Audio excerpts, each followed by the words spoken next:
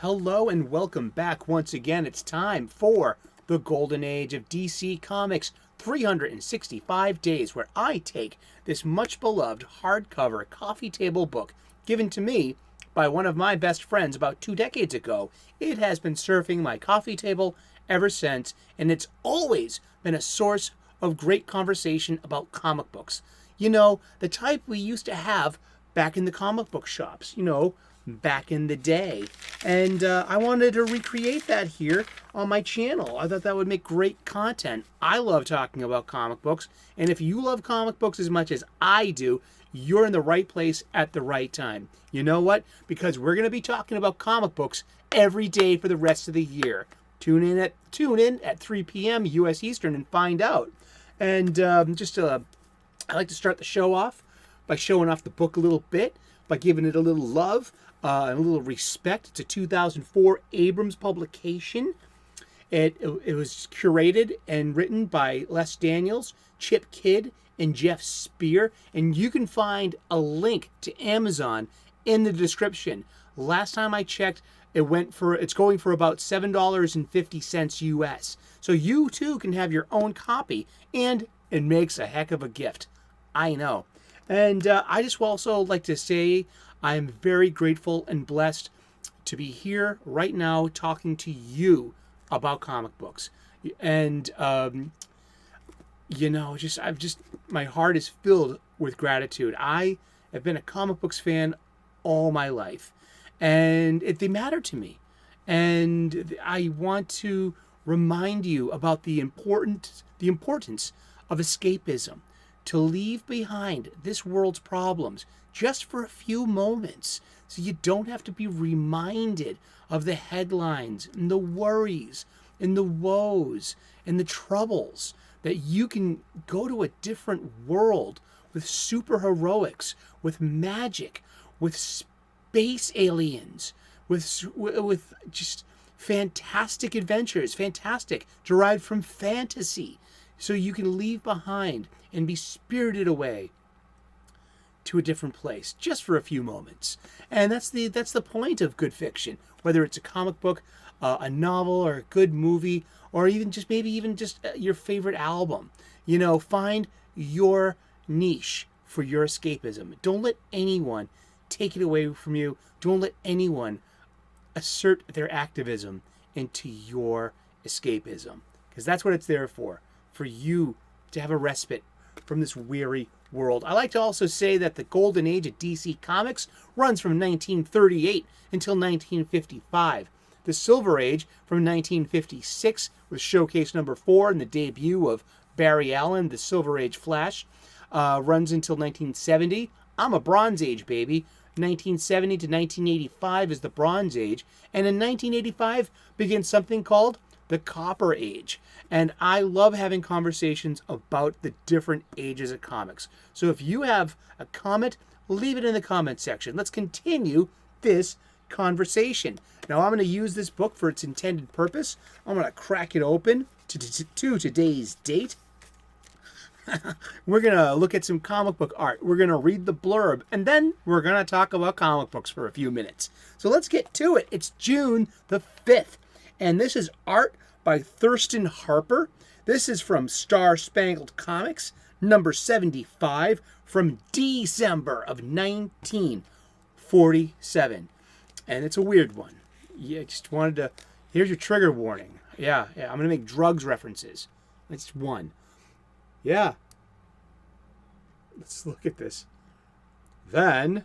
Meanwhile, look, the trees, they're beginning to dance. Gosh, I told ye. It's fantastic. They're dancing the Big Apple. I wish I had an apple. I see it, but I still can't believe it. I'm going to scout around. Burnt grass. That light was from flash powder. All right, now let's leave this for a second and read the blurb. Flash powder is like gunpowder. It has nothing to do with Jay Garrick, the Golden Age Flash, of the speedster of the Justice Society of America at this time. All right, penniless Palmer and his pals enjoy some arboreal adiagos in a scene that may have been inspired by Walt Disney's Academy Award-winning short Flowers and Trees, 1932. This flight of fancy, however, turns out to be a trick with mercenary motives. Quote, "This is the first inside story of the weird dance in the moonlight, the diabolical cunning of Bart Hogarth, and other sensational facts concerning the affair of the dancing trees." Well, yeah, let's look at the art once again. It seems to have that, that Archie kind of style, in my humble opinion. Yeah, there's not much to this today. My drug reference was like, if you want to see dancing trees, you have to be smoking trees beforehand. Ha ha ha ha ha. Yeah, maybe I should have made that joke on April the 20th. 420, get it? But yeah, let's talk about Star-Spangled Comics for a second. I'm gonna read this from the wiki. I get my information from Wikipedia a lot. I trust it as a prima facie source just for general information. It's pretty shallow, but I'm not researching anything, life altering or threatening. And you know what goes well with a coffee table book and coffee table talk? Oh, I just dropped my stuff. A coffee table book, some coffee. Well, sometimes I drink tea. I do. I'm Irish. I was raised Irish. This is my grandma's teapot. She brought this over from Ireland. This is wicked old. It's older than me. Yeah, she came to the States in the 50s, the early 50s. Met me grandpa here, who was also from Ireland. Sláinte. A cup of tea. Star-Spangled Comics was a comics anthology published by DC Comics, which ran for 130 issues from October of 1941 to July of 1952. It was then retitled as Star-Spangled War Stories and lasted until issue 204 of February-March of 1977.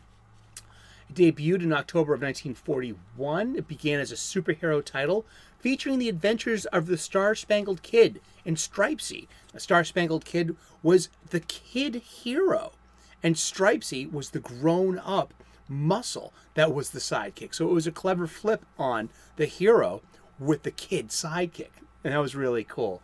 And Star-Spangled Kid, he goes on to actually have his story dovetailed with Starman, and eventually both Starman and Star-Spangled Kid lead up until Sylvester Pemberton, the Skyman, and to the modern day Stargirl, and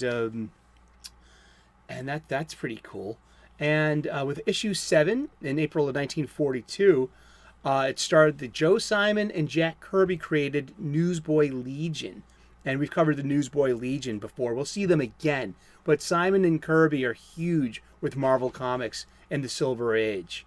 A series of stories featuring Robin the Boy Wonder began in issue 65. Robin would get his own title in the early 1990s with Chuck Dixon's. He did 3 miniseries, which then rolled into a long-running Robin title. It was really good. The Bat Family had a very tight editor, and they told really good stories, and they had mini crossovers between Batman, Detective Comics, Robin, Batgirl, Birds of Prey, Gotham Central, all these different Batman titles, and they played it so well together. It was really a good time to be a comic books fan. Was the first decade of the 21st century. They also featured Tomahawk, a Western feature introduced in 1947. There was Mary, the Girl of 1,000 Gimmicks, and it changed to, in the 1950s, the title became dominated by horror features, and by the end of it, the book's run, it switched to a war format, and there was a one shot in 1999 written by Geoff Johns. And Geoff Johns was one of the modern architects of DC Comics. The guy has encyclopedic knowledge of the Gold and Silver and Bronze Age. And Geoff Johns is one of the best modern DC writers. There's got to be more Geoff Johns to enjoy out there. But yeah, that's all we got for today. This is going to be a quick one. We're talking about Star-Spangled Comics, and we're talking about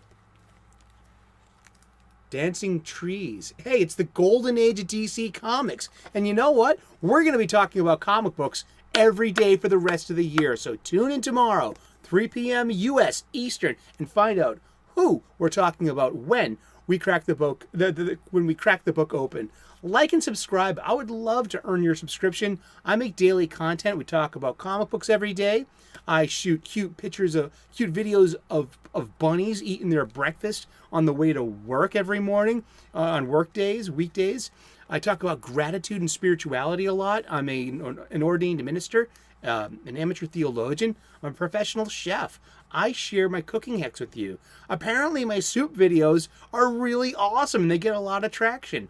So we got a lot of offer here at Reverend Sully's at Eric O'Sullivan's station. So tune in, please, and like and subscribe. Thank you so very much for tuning in. God bless. Namaste.